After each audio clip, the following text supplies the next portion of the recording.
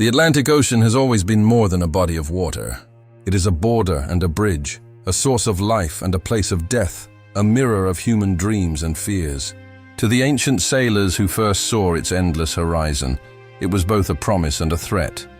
Even today, when satellites map its waves and submarines cross its depths, the Atlantic retains an aura of mystery, as though it guards secrets far older than humanity itself. Imagine standing on a cliff in Portugal 600 years ago, staring westward. The land behind you is familiar, mapped, cultivated.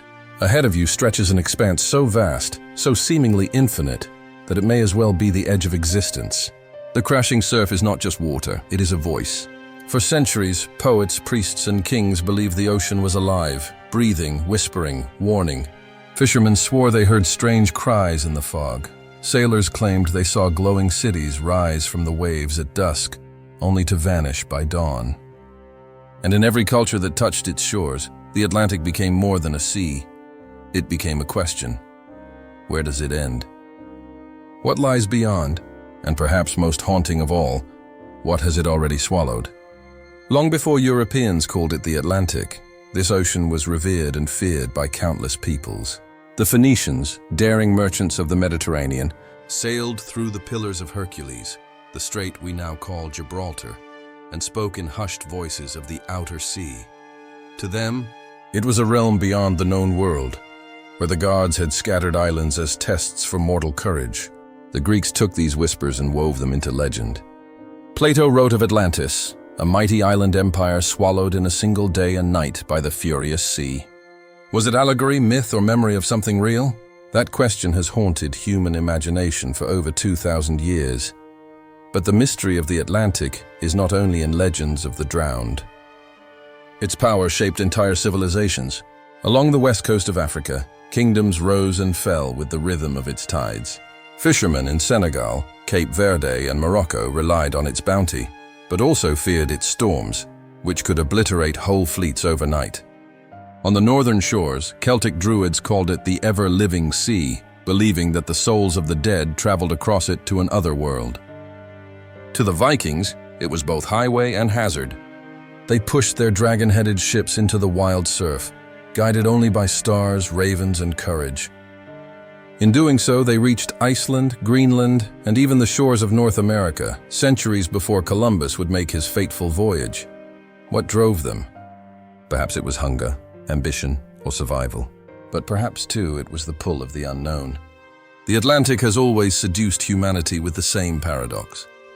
To cross it is to risk death, but to ignore it is to accept limitation. When the great age of exploration dawned in the 15th century, the Atlantic was the stage upon which the world was reshaped. Portuguese caravels hugged the African coast, mapping currents and winds, learning the secrets of navigation that would one day open trade routes to India and beyond. Spaniards looked westward, searching not for Africa but for lands unseen. Columbus believed the Atlantic was narrower than it was. His miscalculation would ignite centuries of conquest, colonization, and exchange, of people, goods, ideas, and diseases that forever altered both sides of the ocean. Yet the Atlantic is more than history. It is science, too, science written in water. The great conveyor belt of ocean currents begins here, in its depths. Off the coast of Greenland, cold, salty water sinks and drives a global system of circulation that regulates Earth's climate. Without it, Europe might freeze, the tropics might scorch, and life as we know it could collapse. The ocean that once carried Viking ships and slave galleons now silently governs our weather, our harvests, our survival. Even today, the Atlantic still swallows secrets. Beneath its waves lie wrecks of empires, galleons heavy with gold, U-boats from world wars, passenger ships like the Titanic, each carrying human stories locked away in darkness. Scientists probing its abyss discover creatures stranger than any myth. Transparent fish with lantern eyes, worms that feed on bones, corals that live for thousands of years. In its deepest trenches, pressures crush steel like paper, yet life persists.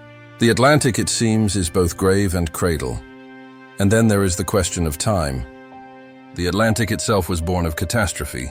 200 million years ago, the supercontinent Pangaea began to tear apart. Magma rose, continents drifted, and slowly, inexorably, the ocean widened. What we now call the Atlantic was once a crack in the earth.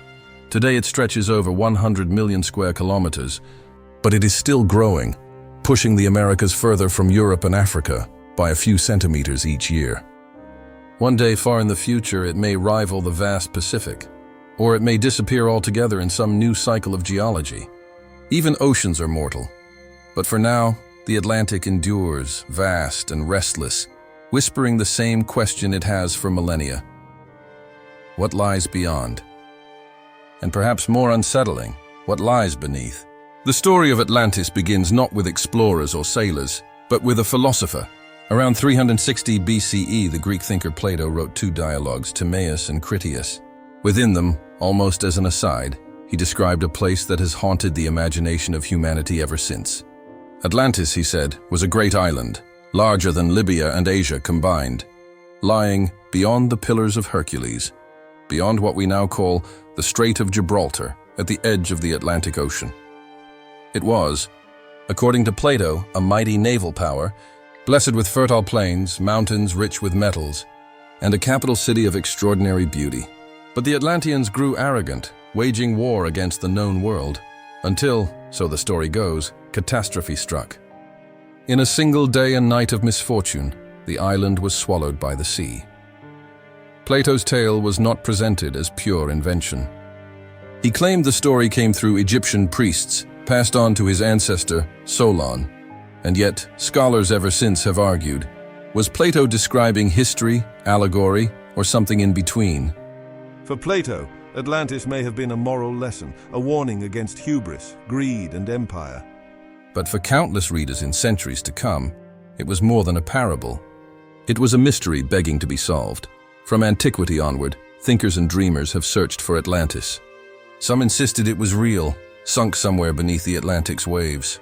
Others argued it referred to ancient cultures like the Minoans, whose cities were devastated by volcanic eruptions. Still others claimed Plato invented it entirely, yet the persistence of the story is telling. The Atlantic Ocean, vast and largely unknown for most of human history, seemed a perfect hiding place for lost worlds. In medieval Europe, the legend of Atlantis blurred with other myths of Western islands. Irish monks told of High Brazil, a mystical land shrouded in fog, said to appear once every 7 years off the coast of Ireland. Mariners in the Middle Ages swore they glimpsed it, its green hills glimmering before vanishing again into mist. Portuguese sailors spoke of Antillia, the Isle of 7 cities, supposedly settled by Christian bishops fleeing Moorish conquest. On maps of the 15th century, Antillia was drawn as a long rectangle in the middle of the Atlantic, waiting to be rediscovered. For many, these myths were not simply fantasy, they were goals for expeditions. The age of exploration fed on such stories. When Columbus set sail westward in 1492, he carried with him not only calculations of distance, but also a mind filled with legends. He wrote of mysterious islands, of lands glimpsed and lost, of fires burning on the horizon at night. Some scholars suggest Columbus believed he might encounter Antillia or even Atlantis itself. The line between myth and geography was thin. What was not yet mapped was open to imagination. Atlantis became more than a lost island. It became a canvas for human desire. In the Renaissance, philosophers speculated that Atlantis represented an ancient, enlightened society, a golden age destroyed by human weakness. In the Enlightenment, when Europe was expanding its scientific worldview, writers placed Atlantis in the Azores, the Canaries, or even the Americas. Each discovery in the New World sparked whispers. Were the Mayan pyramids or Inca cities the remnants of Plato's lost civilization? By the 19th century, with science advancing but mysteries still unsolved, Atlantis fever exploded. Writers like Ignatius Donnelly published massive works claiming Atlantis was the cradle of all ancient civilizations, that Egyptians, Mesopotamians, and Mesoamericans all inherited knowledge from this drowned empire. His 1882 book, Atlantis, The Antediluvian World, became a bestseller, persuading thousands that the legend was historical fact. It was a romantic idea, a vanished world, source of wisdom and power, hidden beneath the ocean waiting to be rediscovered. And yet no proof ever came. Expeditions searched the seabed, divers examined ruins in the Mediterranean and the Caribbean, and still Atlantis remained elusive. Some suggested it lay under the sands of the Sahara, others at the bottom of the Caribbean, and still others in Antarctica beneath ice. The lack of evidence did not extinguish belief, it only fueled it. After all, the Atlantic is vast, and its depths still largely unexplored. Could not a civilization lie hidden there, waiting? But beyond literal searches, Atlantis has played another role, a mirror of humanity's hopes and fears. In literature, it has been portrayed as a utopia, a society wiser and more advanced than ours, destroyed by pride. In other works, it is a warning of hubris, of technology gone too far. The myth has been used to explain ancient mysteries, to inspire explorers, and to challenge scientists. It is, in many ways, less about where Atlantis was, and more about what we want it to be. Yet the Atlantic Ocean itself seemed to conspire with myth. Sailors returned with stories of islands that appeared and vanished, of volcanic eruptions in the Azores that created new land only for it to sink again, of glowing lights in the waves, of sea creatures so vast they resembled mountains. The ocean is alive with phenomena that can appear supernatural to those who do not understand them. Bioluminescent plankton, magnetic anomalies, rogue waves, all fed into a sense that the Atlantic concealed powers beyond comprehension. Against this backdrop, the legend of Atlantis found fertile ground. Even today, Atlantis remains a cultural obsession. Films, novels, and television shows reinvent it endlessly, as a paradise, a super-technological city, a cautionary tale. Scientists generally dismiss it as myth, but even among them, curiosity lingers. The ocean floor holds ruins of sunken towns, not Atlantis, but echoes of humanity's fragile relationship with the sea. Off the coast of Spain, archaeologists have found remnants of Tartessos, a wealthy Bronze Age culture destroyed by floods. In the Black Sea, submerged villages tell of catastrophic ancient deluges. If such things could happen there, could not something similar have inspired Plato's story? Perhaps the true secret of Atlantis is not whether it existed, but why we cannot let it go. It represents the dream of discovery, that just beyond the horizon lies a world that will change everything we know. And it represents the fear of destruction, that even the mightiest society can be swept away overnight by the forces of nature. The Atlantic Ocean, vast and inscrutable, is the perfect stage for both dreams and fears. Whether Atlantis was real or not, the story reminds us that the ocean has always been our greatest mystery. Beneath its waves may not lie a lost empire, but it does hold something equally profound. The knowledge that nothing on Earth is permanent, and that the sea always keeps its own secrets. By the dawn of the 15th century, the Atlantic Ocean had already become a place of whispers and fear, but also of possibility. Europe was changing, empires were rising, commerce was expanding, and the thirst for gold, spices, and knowledge pushed rulers to look beyond their familiar shores. To the west stretched a vast, uncharted sea. To cross it seemed madness, but to ignore it meant accepting the limits of the known world. The Portuguese were the first to push the boundaries. From the small kingdom on the edge of Iberia, sailors began charting the African coast. Prince Henry the Navigator, though he rarely went to sea himself, funded expeditions that inched farther south each year. By carefully observing winds and currents, Portuguese captains learned to ride the trade winds outward and return by sweeping far into the open Atlantic. This discovery, called the Volta do Mar, turn of the sea, transformed navigation. The Atlantic was no longer a wall. It was a highway if one knew its rules. These early voyages were not without terror. Men spoke of sea monsters lurking in the deep, of waters that boiled near the equator, of ships that might fall off the world. Yet each expedition returned with new knowledge, new coastlines drawn on maps, new islands like Madeira, the Azores, and Cape Verde claimed for crown and cross. The Atlantic was revealing itself, one voyage at a time. Then came Spain. Where Portugal looked south and east, Spain looked west. Christopher Columbus, a Genoese mariner obsessed with reaching Asia by sailing across the Atlantic, persuaded Ferdinand and Isabella to fund his plan. In August 1492, his 3 small ships set out into what many believed was an endless void. For weeks they sailed with no land in sight, and his crew grew restless, whispering mutiny. But then in October land appeared. It was not Asia, as Columbus believed, but islands of the Caribbean. Still, his voyage shattered the psychological barrier of the Atlantic. The ocean had been crossed. What followed was an age of transformation and devastation. The Atlantic became the stage upon which the Old World and the New collided. Spanish conquistadors carried steel and horses across its waters, while returning ships brimmed with gold and silver from the Americas.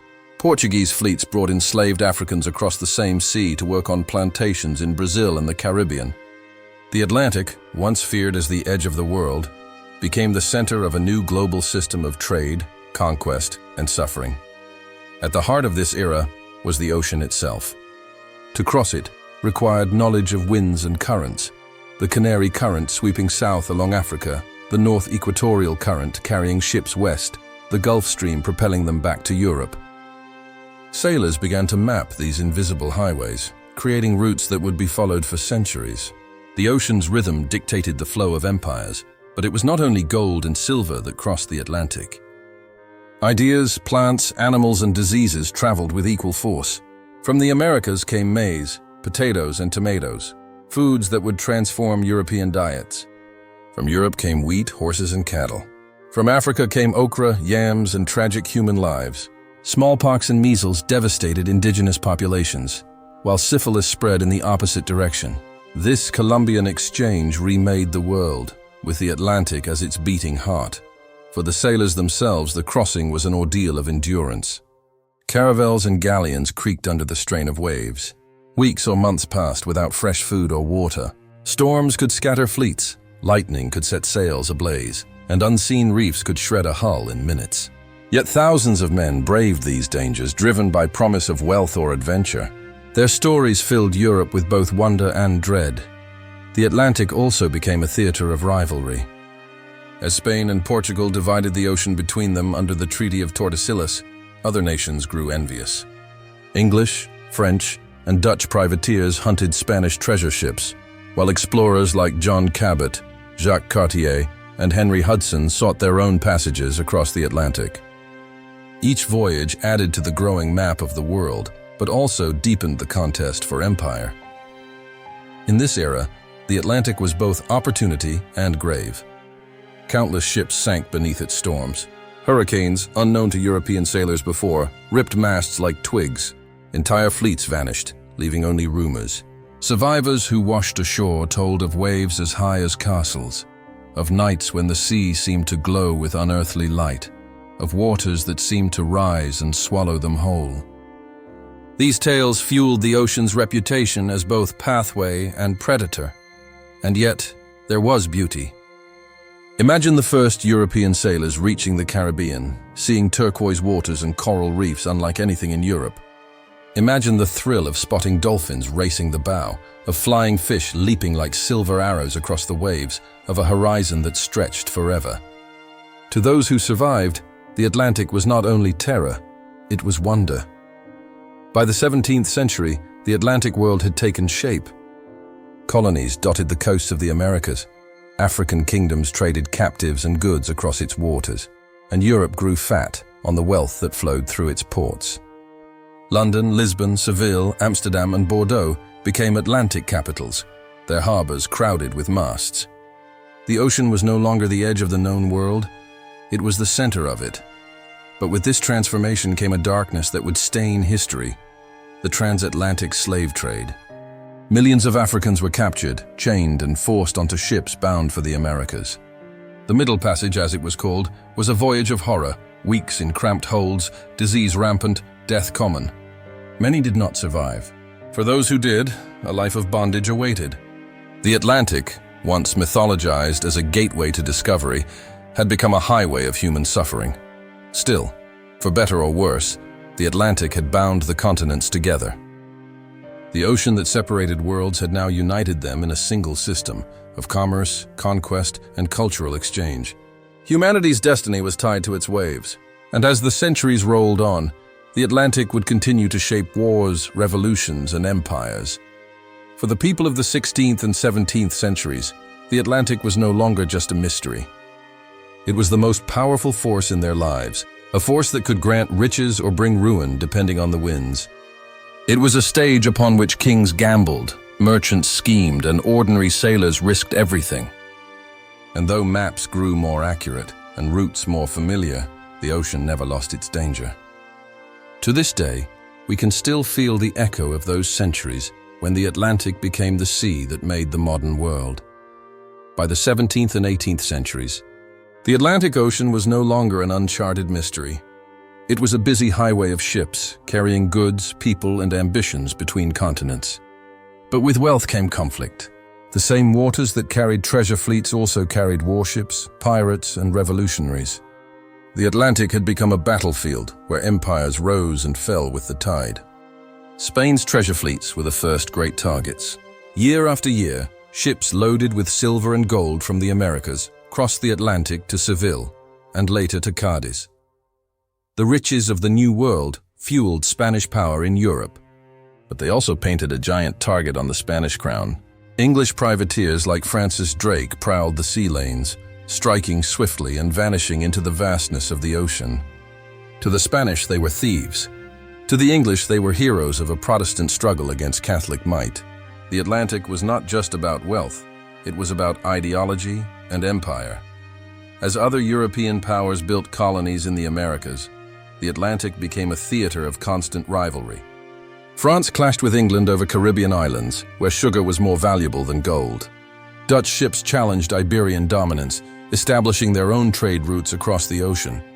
Battles raged not only on land but on water.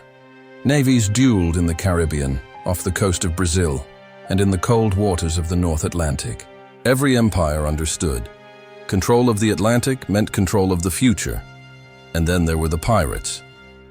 Born in the cracks between empires, they haunted the Atlantic in the 17th and early 18th centuries, preying on merchant vessels fat with cargo. From bases in the Bahamas, Jamaica, and Tortuga, names like Blackbeard, Bartholomew Roberts, and Anne Bonny struck terror into sailors. The golden age of piracy was short but spectacular, fueled by war, trade, and the desperation of men who saw the ocean as both opportunity and grave. For them, the Atlantic was a world without laws, where loyalty was fleeting and survival depended on skill and ruthlessness. But piracy was more than plunder, it was rebellion. Many pirates were former sailors, driven by harsh conditions in naval service or merchant fleets. On pirate ships, codes of equality often prevailed. Captains were elected, spoils divided. In a world ruled by kings and merchants, piracy represented a rough kind of democracy. The Atlantic, restless and free, gave them space to exist, if only for a time. The great wars of the 18th century turned the Atlantic into a chessboard of global strategy. The War of Spanish Succession, the 7 Years' War, the American Revolution, all played out across its waves. Convoys of ships became lifelines, and the ability to control the Atlantic's lanes often decided battles on distant continents. In 1759, during the 7 Years' War, the British Navy won a crushing victory at Quiberon Bay off France, securing dominance of the Atlantic. Without that control, Britain could not have built its empire. The American Revolution was, in many ways, an Atlantic conflict. Colonists in North America rose against British rule, but their survival depended on allies across the sea. French fleets crossed the Atlantic to challenge the Royal Navy, and the decisive battle at Yorktown in 1781 was won not only on land but because French ships controlled the Chesapeake Bay. The Atlantic connected revolutionaries with their supporters and ensured their independence. Even into the 19th century, the ocean remained contested. During the Napoleonic Wars, the Atlantic was a theater of blockades and battles. Britain's navy patrolled its vastness, strangling French trade and preventing invasion. The war's outcome was decided as much by control of the sea as by battles on land. In 1805, at Trafalgar, Admiral Nelson's fleet destroyed Napoleon's hopes of crossing the Channel. Though fought near Europe, the implications stretched across the Atlantic. Britain would rule the waves for the next century. But while empires fought for dominance, the Atlantic also became a highway for human movements of another kind, migration. In the 19th century, millions of Europeans boarded ships bound for the Americas. They crossed not as conquerors, but as seekers of opportunity, fleeing famine, poverty, or oppression. For Irish families escaping the Great Famine, Germans seeking farmland, Italians and Eastern Europeans chasing the promise of a new life, the Atlantic was a passage of hope. The same ocean that had carried conquistadors and slaves now carried immigrants. Their journeys were often grueling, the ships crowded and unsanitary, but the pull of the New World was irresistible. Yet even in this age of migration, conflict lingered. The Atlantic slave trade, though outlawed in the early 19th century, left scars that would not heal. Naval patrols hunted illegal slavers, intercepting ships still carrying captives across the Middle Passage. The legacy of centuries of forced migration was written in the cultures of the Americas, where African traditions blended with European and indigenous, shaping music, religion, and identity. The Atlantic, more than any map, held the memory of that painful exchange. The 20th century would prove that the Atlantic's role in war was not over. During both World Wars, the ocean was a battlefield once more. In World War I, German U-boats prowled its depths, sinking merchant ships and drawing the United States into the conflict. In World War II, the Battle of the Atlantic was the longest continuous military campaign of the war. German submarines hunted Allied convoys, seeking to choke Britain into submission. The ocean became a graveyard of steel and men as thousands of ships went down. Yet through innovation, convoy systems, sonar, aircraft patrols, the Allies eventually turned the tide. Control of the Atlantic was essential for the D-Day invasion and the liberation of Europe. Thus, across centuries, the Atlantic was never just water.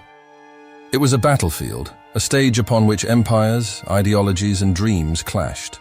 Pirates, navies, revolutionaries, and dictators all fought upon its waves, seeking power and survival. Each conflict left its wrecks, its scars, its memories hidden beneath the surface. And still, through war and bloodshed, the Atlantic endured. Empires came and went, pirates rose and fell, fleets were built and destroyed. But the ocean remained, vast and indifferent, carrying ships toward glory or ruin, as it had always done.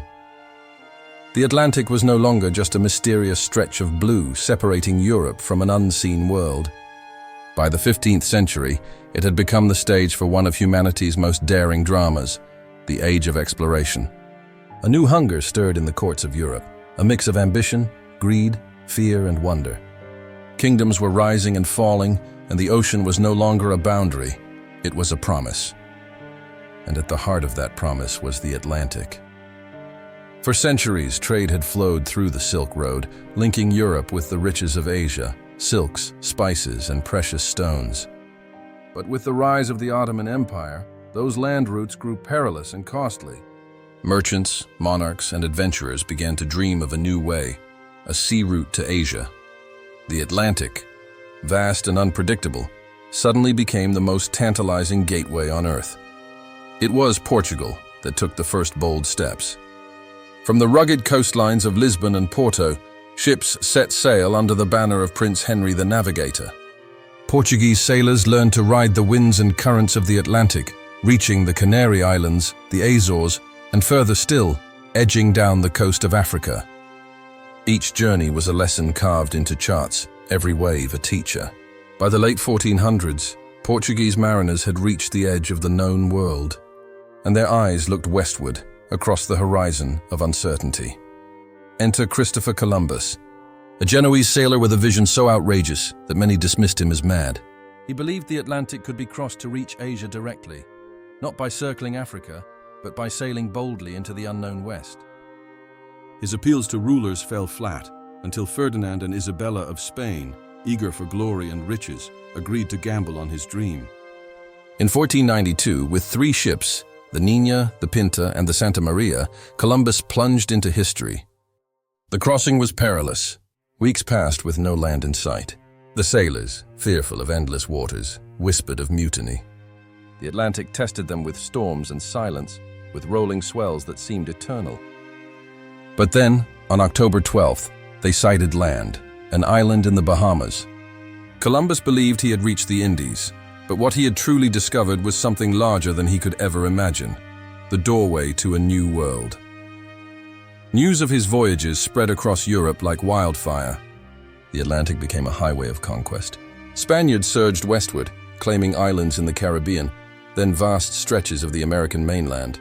Hernán Cortés marched into Mexico, Francisco Pizarro into Peru, and the treasures of empires flowed across the ocean into Spanish ports.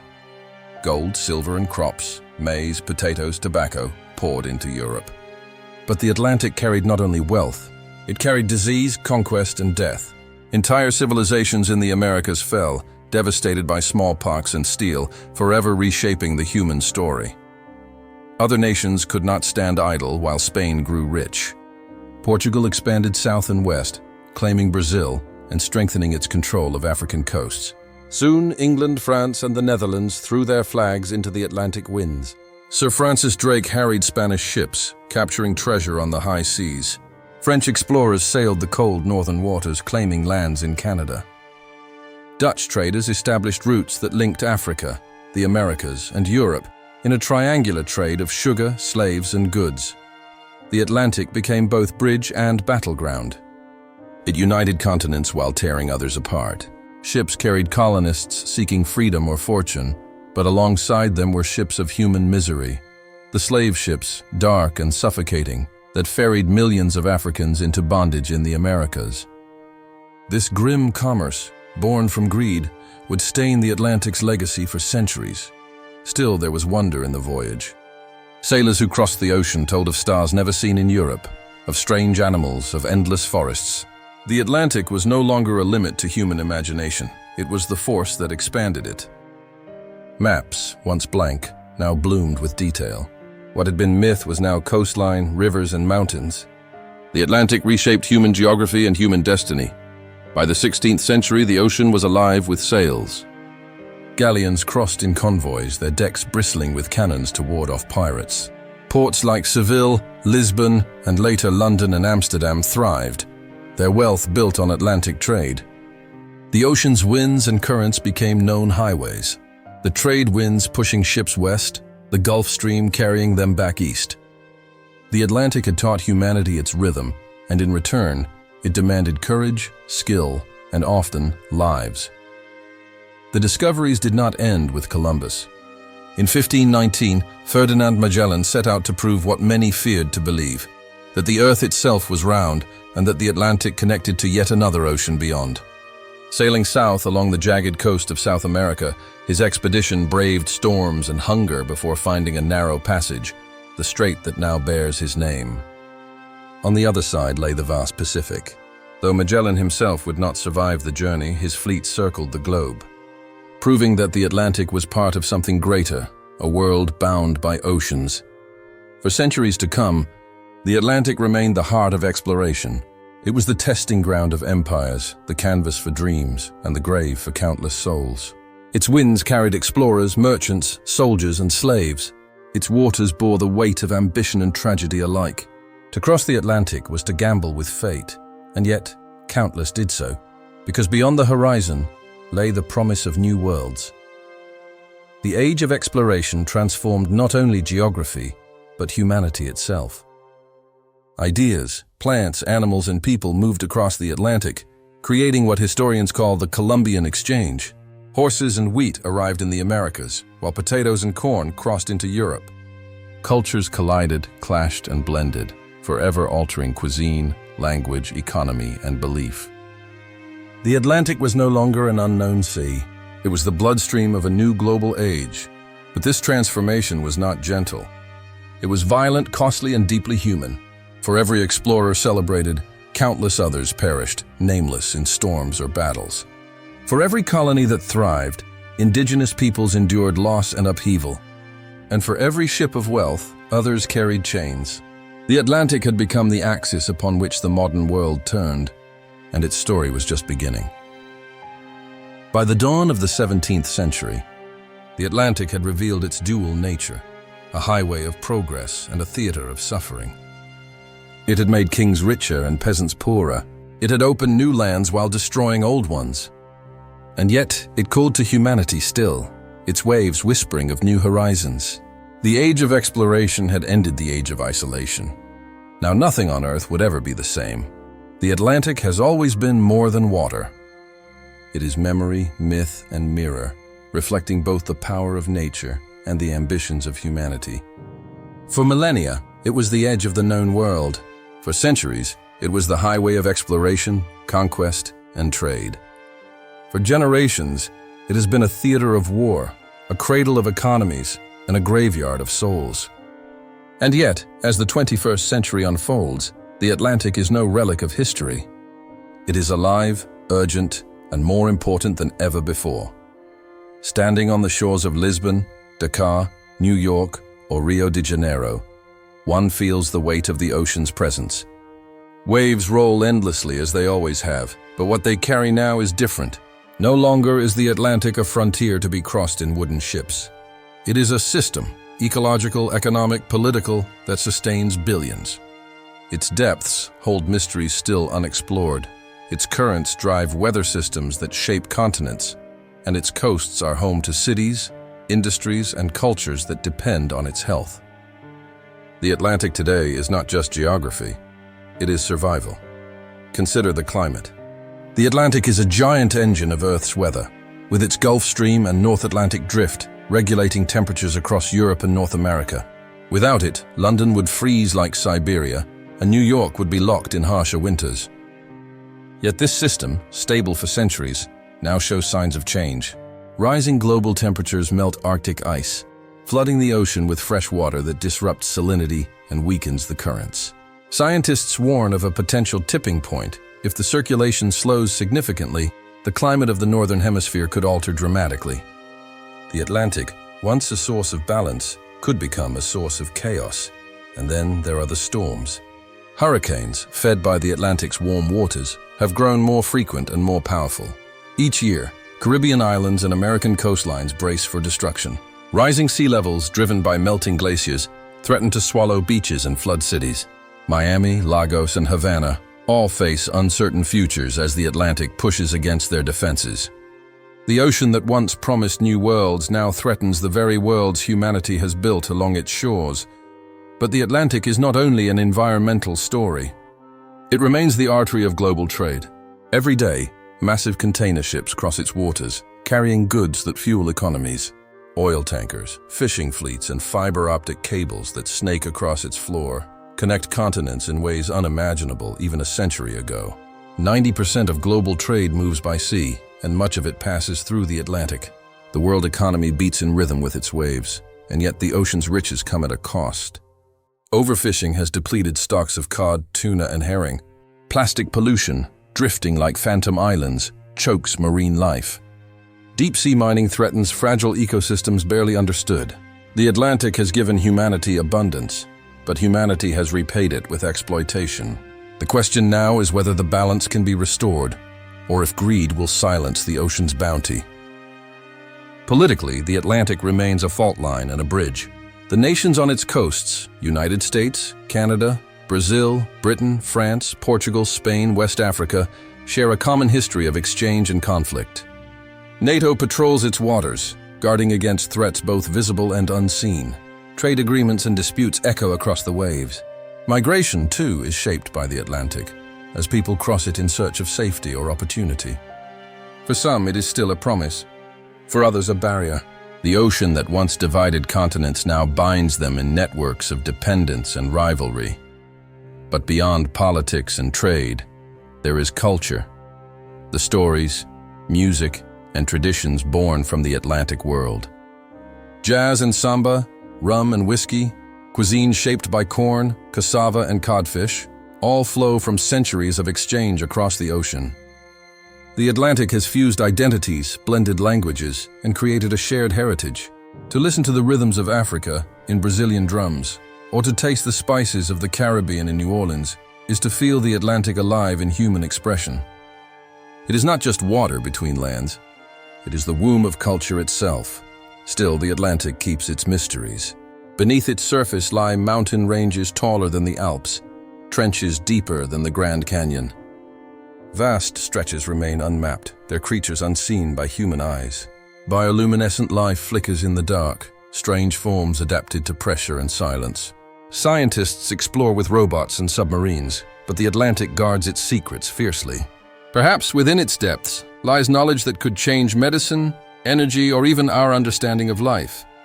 We have sailed its surface for centuries, yet we still know so little of its heart.